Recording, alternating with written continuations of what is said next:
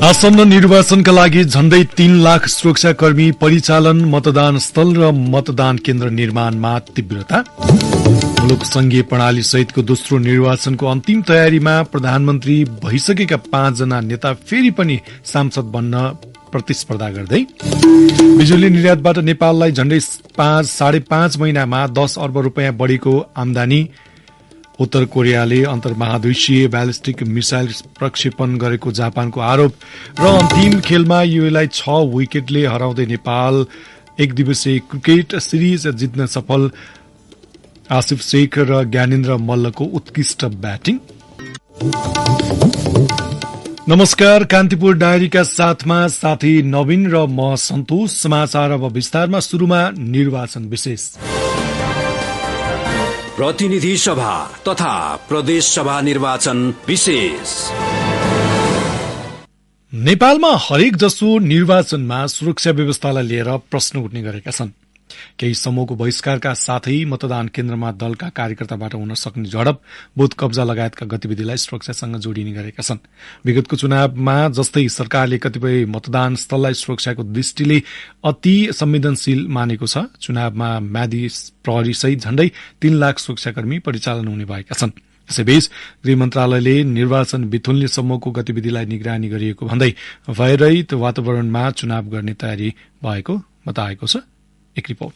निर्वाचन हुने 2 दिन अघि पत्रकार सम्मेलन गर्दै गृह मन्त्रालयले कुनै पनि प्रकारका अवरोध सिर्जना भए त्यस्तो गतिविधि गर्नेमाथि कानूनी कारबाही गर्ने जनाएको छ। मन्त्रालयका अनुसार कर्मचारी, मतदाता र उम्मेद्वारको सुरक्षाका लागि प्रभावकारी योजना बनाइएको छ। गृह सचिव विनोद प्रकाश सिंहले निर्वाचन बिथोल्न खोज्ने समूहको गतिविधिमा निगरानी बढाइएको बताए। कुनै पनि किसिमको मतदानलाई असर गर्ने र कर्मचारीको सुरक्षा, मतदाताको सुरक्षा र उम्मेद्वारको सुरक्षा र मतदान सामग्रीको सुरक्षा, मतपत्र र ब्यालेट बक्स लगायत यो कुराहरूमा क्षति हुने र कुराहरूलाई खतरा हुने कुराहरू छ भने त्यो कुरालाई सही हुने छैन र त्यसमा सरकारले, सुरक्षा निकायले कडा रूपमा त्यसलाई नियन्त्रण गर्नेछ। हामीसँग संख्या हिसाबले अब केही समूह, केही दल, केही व्यक्तिहरू पनि हुन सक्छन्। त्यस्ता खालका गतिविधि, सम्भावित गतिविधि गर्न सक्ने व्यक्तिहरू, देखेर नदेखेर गर्ने व्यक्तिहरू लिस्टिङ छ हामीसँग। त्यो सबै कुरा बाहिर छैन, तर हामी अवेर छौँ र तिनीहरूका गतिविधिलाई सूक्ष्म रूपमा हामीले निगरानी गरिएको छ। पछिल्ला दिनमा केही स्थानमा चुनाव बिथोल्ने गतिविधि बढ्दै गएको र त्यस्ता गतिविधिमा संलग्नलाई नियन्त्रणमा समेत लिएको मन्त्रालयको भनाइ छ। सुरक्षा चुनौतीलाई ध्यान दिएर शून्य सहनशीलताको नीति अवलम्बन गरिएको गृह सचिव सिंहले बताए। शान्तिपूर्ण रूपमा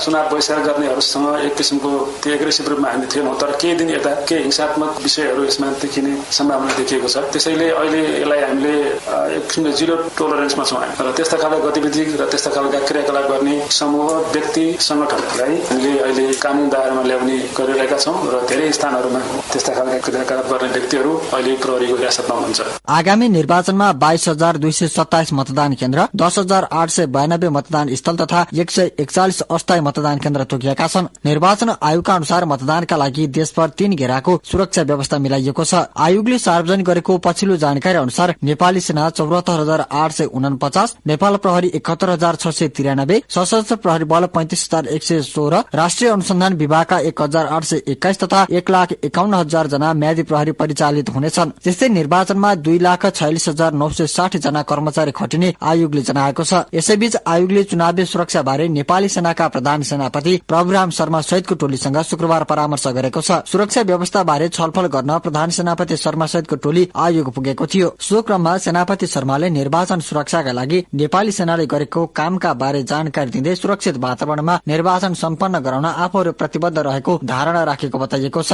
सुरक्षालाई ध्यान दिँदै सीमावर्ती क्षेत्रका विभिन्न जिल्लामा सुरक्षा निकायको संयुक्त गस्ती समेत शुरू भइसकेको छ। रेडियो कान्तिपुरका लागि नवीन कोइराला, काठमाडौँ।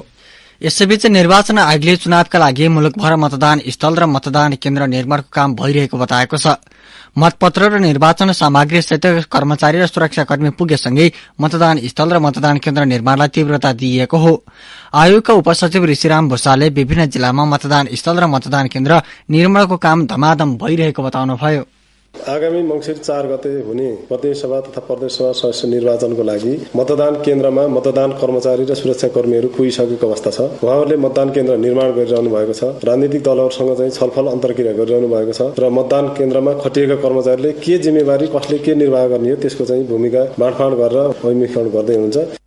अपाङ्गता भएका व्यक्ति तथा सोत्केरी, गर्भवती, ज्येष्ठ नागरिक, बिरामी र अशक्त मतदातालाई सहज हुने गरी मतदान केन्द्र निर्माण गरिएको आयोगले जनाएको छ। यसैबीच निर्वाचनको पर्यवेक्षणका लागि दक्षिण कोरिया र मालदिप्सको टोली काठमाडौँ आइपुगेको छ। पर्यवेक्षणका लागि भारत, बंगलादेश र भूटानका प्रमुख निर्वाचन आयुक्त सहितका टोलीहरू पनि आउँदैछन्।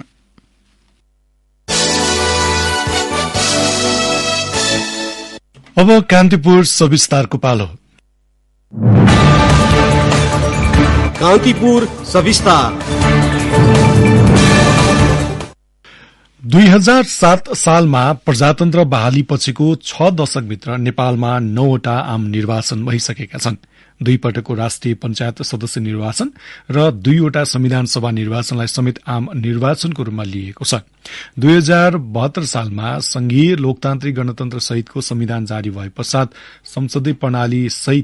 संघीय प्रणाली सहित दोस्रो पटक निर्वाचन हुन लागेको हो। 2015 सालमा भएको पहिलो आम निर्वाचनमा नेपाली कांग्रेसले 74 स्थानमा विजय हासिल गर्दै 2/3 मत पाउन सफल भएको थियो। नेपाल राष्ट्रवादी गोर्खा परिषदले 19, संयुक्त प्रजातन्त्र पार्टीले 5, नेपाल कम्युनिष्ट पार्टीले 4, नेपाल प्रजा परिषद आचार्य पक्षले 2 र नेपाल प्रजा परिषद मिश्र पक्षले 1 स्थानमा जित निकाल्दा 4 जना स्वतन्त्र उम्मेद्वार निर्वाचित भएको इतिहास छ। 2/3 ल्याएको कांग्रेस नेतृत्वमा सरकार बन्यो र बीपी कोइराला देशकै जननिर्वाचित पहिलो प्रधानमन्त्री बने। सो निर्वाचनमा 786 जनाले उम्मेदवारी दिएका थिए। 7 जना मात्र महिलाको उम्मेदवारी परेको निर्वाचनमा डडेलधुराबाट कांग्रेसकी द्वारिका देवी ठकुरानी मात्र निर्वाचित भइन्। तर पहिलो संसदले 18 महिना पनि काम गर्न नपाउँदै 2017 पुस 1 गते राजा महेन्द्रले निर्वाचित संसद र तत्कालीन सरकारलाई अपदस्थ गरेर निर्दलीय पञ्चायती व्यवस्था लागू गरेका थिए। त्यसपछि 2038 साल र 2043 सालमा राष्ट्रिय पञ्चायतको निर्वाचन भएको थियो। बहुदलीय प्रजातन्त्र पुनर्स्थापनापछि 2048 वैशाख 29 मा आम निर्वाचन भयो। 205 क्षेत्रमा भएको निर्वाचनबाट नेपाली कांग्रेसले 110 सिट जित्दै सबैभन्दा ठूलो दलको रूपमा उदायो। नेकपा एमाले 69 सिट सहित दोस्रो दल बन्यो भने संयुक्त जनमोर्चा 9, नेपाल सद्भावना पार्टी 6, राष्ट्रिय प्रजातन्त्र पार्टी चन्द 3, नेपाल मजदुर किसान पार्टी 2, नेकपा प्रजातन्त्र पार्टी 2 र राष्ट्रिय प्रजातन्त्र पार्टी थापाले 1 सिट जिते। यस्तै 3 सांसद स्वतन्त्र हैसियतमा निर्वाचित भए। तर प्रजातन्त्र पुनर्बहालीपछि गठन भएको संसदले 42 महिनापछि मृत्युवरण गर्नु पर्यो। सरकारको नीति तथा कार्यक्रम पारित नभएको झोकमा तत्कालीन प्रधानमन्त्री गिरिजाप्रसाद कोइरालाले 26 असार 2051 मा प्रतिनिधि सभा विघटन गरेपछि 2051 असार 29 गते भएको मध्यावधि निर्वाचनमा 88 सिट जितेर नेकपा एमाले सबैभन्दा ठूलो दल बन्यो भने मनमोहन अधिकारी पहिलो कम्युनिष्ट प्रधानमन्त्री भएका थिए। 83 सिट सहित कांग्रेस दोस्रो दलमा खुम्चियो। त्यसैगरी राष्ट्रिय प्रजातन्त्र पार्टीले 20, नेपाल मजदुर किसान पार्टीले 4 र नेपाल सद्भावना पार्टीले 3 स्थानमा जित निकाल्दा 7 जना सांसद स्वतन्त्र हैसियतमा विजयी भए। 2056 वैशाख 20 र जेठ 3 गते भएको 2 चरणको निर्वाचनबाट कांग्रेसले 111 स्थानमा विजय हासिल गर्दै प्रतिनिधि सभाको सबैभन्दा ठूलो दल बन्यो। एमाले 71 सिट सहित दोस्रो दल बन्यो। राष्ट्रिय स्वतन्त्र पार्टीले 11, नेपाल सद्भावना पार्टीले 5, राष्ट्रिय जनमोर्चाले 5, नेपाल मजदुर किसान पार्टी र संयुक्त जनमोर्चाले 1 स्थानमा जित निकाल्यो। माओवादीको सशस्त्र द्वन्द्वका कारण उत्पन्न परिस्थितिका कारण आम निर्वाचन हुन सकेन। राजनीतिक उथल पुथलपछि 2064 चैत्र 28 गते पहिलो संविधान सभाको निर्वाचन भयो। 10 वर्षे सशस्त्र विद्रोह गरी शान्तिपूर्ण राजनीतिमा आएको माओवादी ठूलो पार्टीको रूपमा उदायो र गणतन्त्र स्थापनाको पहिलो प्रधानमन्त्रीका रूपमा पुष्पकमल दाहाल प्रधानमन्त्री बने। सो निर्वाचनमा कांग्रेस दोस्रो, एमाले तेस्रो दल बन्दा मधेसी जनअधिकार फोरम चौथो दल बन्यो। 601 जना सभासद सम्मिलित संविधान सभाले संविधान निर्माणको काम गर्न नसकेपछि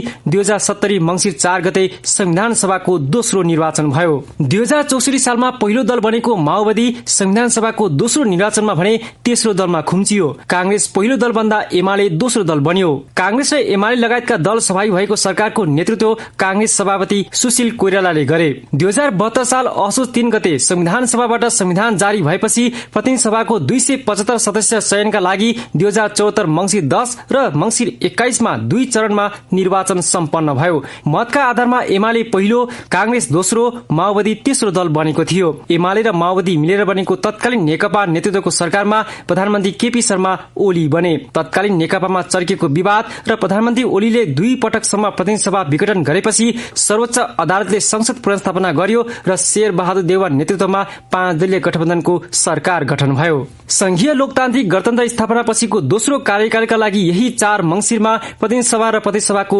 निर्वाचन हुँदैछ। आगामी निर्वाचनमा मुख्यतः कांग्रेस नेतृत्वको गठबन्धन र एमाले नेतृत्वको चुनावी तालमेल बीच प्रतिस्पर्धा हुँदैछ।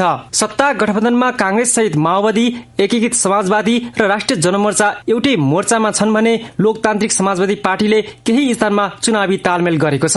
एमाले सत्ता गठबन्धनबाट बाहिरिएको जनता समाजवादी पार्टी जसपा र राष्ट्रिय प्रजातन्त्र पार्टीसँग चुनावी मोर्चा बनाएको छ।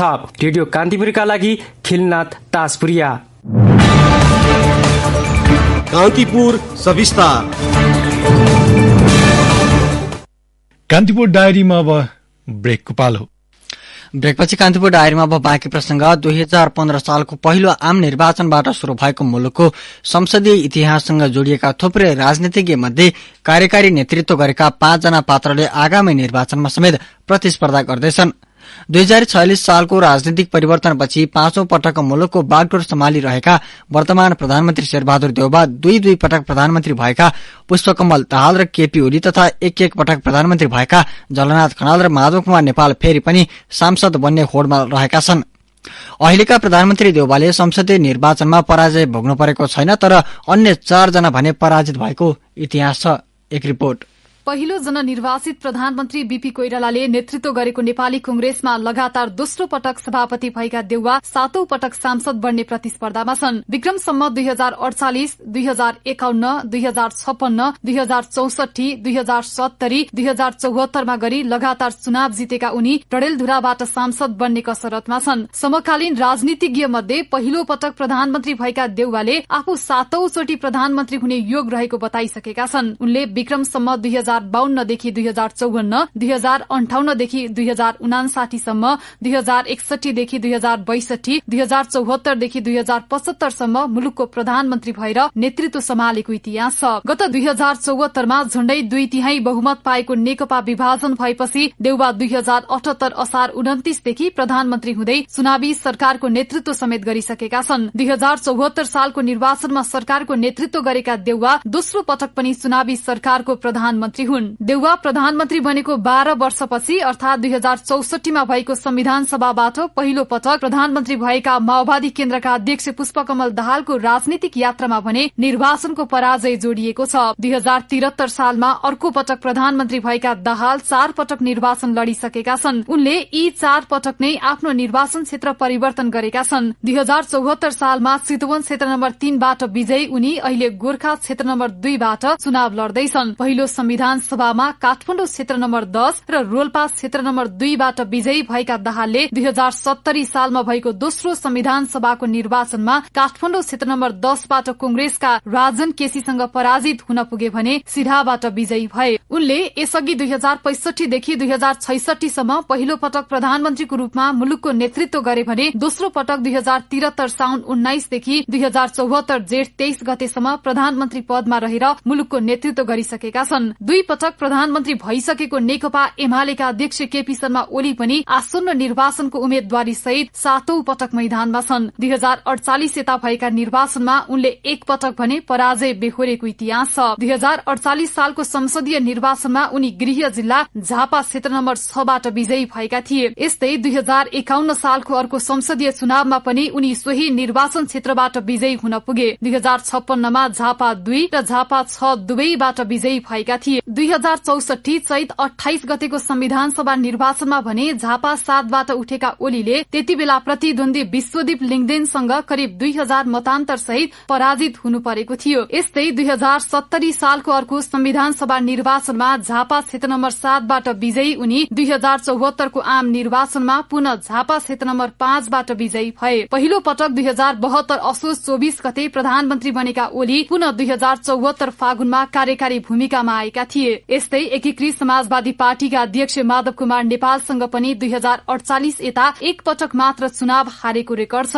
उनले 2064 सालको संविधान सभा निर्वाचनमा एक पटक पराजय बेहोर्नु परेपछि त्यसपछिका निर्वाचनमा कहिले चुनाव हार्नु परेको छैन। अन्य निर्वाचनमा एमालेबाट चुनाव लड्दै आएका नेपाल यस पटक छुट्टै पार्टीबाट चुनाव लड्दैछन्। उनले करिब 2 वर्ष प्रधानमन्त्री पदमा रहेर देश हाँकेको इतिहास छ। उनी 2066 जेठ 11 गतेदेखि 2067 माघ 22 गतेसम्म प्रधानमन्त्री बनेका थिए। उनी 2066 जेठ 11 गतेदेखि 2067 माघ 22 गतेसम्म प्रधानमन्त्री बनेका थिए। यस्तै एकीकृत समाजवादी पार्टीका सम्मानित नेता झलनाथ खनाल पनि 2048 यताका चुनावमा 2056 को निर्वाचनमा पराजित भए यता पराजय बेहोर्नु परेको छैन। त्यस बेला उनले नेपाली कांग्रेसका उम्मेद्वार बेनुप्रास प्रसाईसँग करिब 100 मतले मात्र पराजय बेहोर्नु परेको थियो। उनले 2067 माघ 23 देखि 2068 भदौ 11 गतेसम्म मुलुकको प्रधानमन्त्री पदमा रहेर काम गरिसकेका छन्। 4 पटक प्रधानमन्त्री भएका लोकेन्द्र बहादुर चन्द र एक पटक प्रधानमन्त्री भएका बाबुराम भट्टराई भने यो पटकको निर्वाचनमा प्रतिस्पर्धामा छैनन्। 2046 सालको राजनैतिक परिवर्तनपछि प्रधानमन्त्री भएका कृष्ण प्रसाद भट्टराई, गिरिजा प्रसाद कोइराला, मनमोहन अधिकारी, सूर्य बहादुर थापा, सुशील कोइरालाको भने निधन भइसकेको छ। 2070 सालको संविधान सभा निर्वाचनमा कार्यकारी प्रमुख बनेका पूर्व प्रधान न्यायाधीश खिलराज रेग्मी भने गैर दलीय पृष्ठभूमिका हुन्। 2048 यता पालै पालो नेतृत्वदायी भूमिकामा रहेर देशको नेतृत्व गरिसकेका देउवा, दाहाल, ओली, खनाल र नेपालले निर्वाचनमा पुनः प्रतिस्पर्धा गरिरहँदा राजनीतिमा पुस्तान्तरणको बहस तीव्र रूपमा भएको छ। 3 दशकमा आलै पालो यी 5 अनुहारबाट देश सञ्चालन हुँदै आएकोमा अब को भावी प्रधानमन्त्री यिनै पुराना अनुहार मध्येबाट हुने हो वा नयाँ अनुहारको उदय हुने हो, सर्वत्र चासो छ। रेडियो कान्तिपुरका लागि तुलसी आर्याल। नेपालले बिजुली निर्यातबाट 5.5 महिनामा 10 अर्ब रुपियाँ बढीको आमदानी गरेको छ। नेपाल विद्युत प्राधिकरणका अनुसार यस वर्षको पहिलो 5.5 महिनामा बिजुलीको निर्यातबाटै 10 अर्ब 38 करोड़ 96 लाख रुपियाँ बराबरको आमदानी गरेको हो। मुलुकभित्र खपत गरी अतिरिक्त भएको 1 अर्ब 26 करोड़ 25 लाख 38 हजार युनिट बिजुली प्राधिकरणले निर्यात गरेको हो। यो गत कार्तिक सम्मको विवरण हो। प्राधिकरणले देशभित्र खपत गरी अतिरिक्त भएको वर्षयामको विद्युत गत जेठ 19 गते इण्डियन एनर्जी एक्सचेन्ज लिमिटेड आईएक्स को डे अहेड बजारमा प्रतिस्पर्धा मार्फत बिक्री गर्न शुरू गरेको थियो। भारतसँगको विद्युत व्यापार भारतीय रुपैयाँमा हुने भएकाले यस अवधिमा विद्युत बिक्रीबाट 6 अर्ब 49 करोड़ 35 लाख भारु नेपाल भित्रिएको प्राधिकरणले जनाएको छ।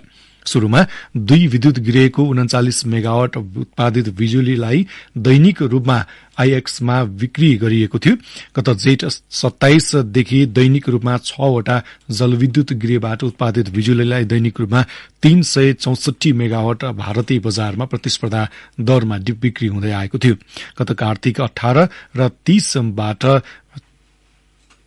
चिलिमे र सोलु खोलाको विद्युत पनि निर्यात शुरू भएसँगै भारततर्फ निर्यात हुने विद्युतको स्वीकृति क्षमता 409 मेगावाट पुगेको प्राधिकरणले जनाएको छ। धनकुटामा मतदानका लागि खटिएका एकजना कर्मचारीको मृत्यु भएको छ। धनकुटाको साँगुरी गढी गाउँपालिका 3 कुशेटारको सिद्धेश्वरी आधारभूत विद्यालय मतदान केन्द्रमा खटिएकी शिक्षिका पवित्रा याखा लिम्बुको मृत्यु भएको धनकुटाका प्रहरी उपरीक्षक लक्ष्मीराज अधिकारीले जानकारी दिनुभयो।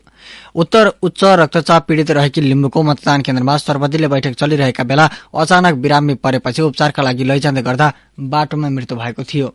कान्तिपुर डायरीमा पुनः ब्रेकको पालो।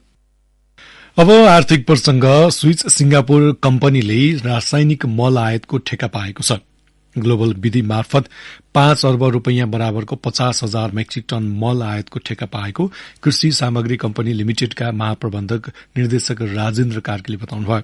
कम्पनीले सो ठेक्काबाट 30,000 मेट्रिक टन युरिया र 20,000 मेट्रिक टन डीएपी मल भित्राउनेछ। त्यस्तै अहिले 30,000 मेट्रिक टन युरिया र 22,000 मेट्रिक टन डीएपी मल मौजात रहेको कार्कीले बताउनुभयो। नदी बालीका लागि मल अभाव नहुने समेत कृषि कम्पनीको दावी छ। पोखरा अन्तर्राष्ट्रिय विमानस्थलमा हुने क्यालिब्रेशन उडानका कारण पोखरा विमानस्थलबाट भइरहेको आन्तरिक उडान प्रभावित हुने भएको छ। नागरिक उड्डयन प्राधिकरणले यही मंसिर 5 गतेदेखि 12 गतेसम्म नवनिर्मित अन्तर्राष्ट्रिय विमानस्थलको क्यालिब्रेशन अर्थात प्राविधिक क्षमता मूल्याङ्कन उडान गर्दैछ। क्यालिब्रेसन उडानका लागि एरोथाई कम्पनीको विशेष जहाज नेपाल आइपुगेको छ। यान्त्रिक परीक्षणका क्रममा जहाजले कैयौं पटक उडान र अवतरण गर्नेछ।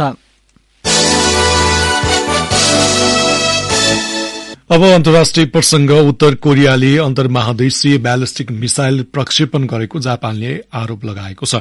मिसाइल होकाइडोबाट करिब 210 किलोमिटर पश्चिम समुद्रमा खसेको जापानका रक्षा मन्त्री यासुकाजु हामादालाई उद्धृत गर्दै बीबीसीले जनाएको छ। अमेरिकाले समेत सो प्रक्षेपणको निन्दा गरेको छ। यसअघि हिजो मात्र सो क्षेत्रमा अमेरिकी सेनाको उपस्थिति बढे उत्तर कोरियाले प्रतिक्रियाको चेतावनी दिएको थियो। हिजै उसले छोटो दूरीको ब्यालिस्टिक मिसाइल प्रक्षेपण गरेको थियो। उत्तर कोरियाले विगत 2 महिनामा 50 भन्दा बढ़ी क्षेपणास्त्र प्रहार गरिसकेको छ, जसमध्ये अधिकांश छोटो दूरीका छन्। पछिल्लो समय उत्तरले गरेको लामो दूरीको क्षेपणास्त्र अमेरिकाका लागि प्रत्यक्ष खराबको विषय बनेको छ। यसैबीच दक्षिण कोरिया, अमेरिका र जापान आफूहरू बीच सैन्य सहयोग बढ़ाउन सहमत भएका छन्। साउदी अरबका राजकुमार मोहम्मद बिन सलमानले पत्रकार जमाल खशोगीको हत्या आरोपबाट उन्मुक्ति पाएका छन्। बाइडेन प्रशासनले साउदी अरबका राजकुमार मोहम्मद बिन सलमानको पक्षमा फैसला गरेको बीबीसीले जनाएको छ। खशोगीलाई सन् 2018 अक्टोबरमा इस्तानबुलको साउदी वाणिज्य दूतावासमा साउदी एजेन्टहरूले आक्रमण गरेका थिए। अमेरिकी गुप्तचरहरूले सो आक्रमण राजकुमार मोहम्मदको आदेशमा भएको बताउँदै आएका थिए। यसअघि राजकुमारका वकिलहरूले अक्टोबर 3 मा वाशिंटनको संघीय जिल्ला अदालतमा मुद्दा खारेज गर्न अनुरोध गर्ने निवेदन दिएका थिए। अब खेल प्रसंग।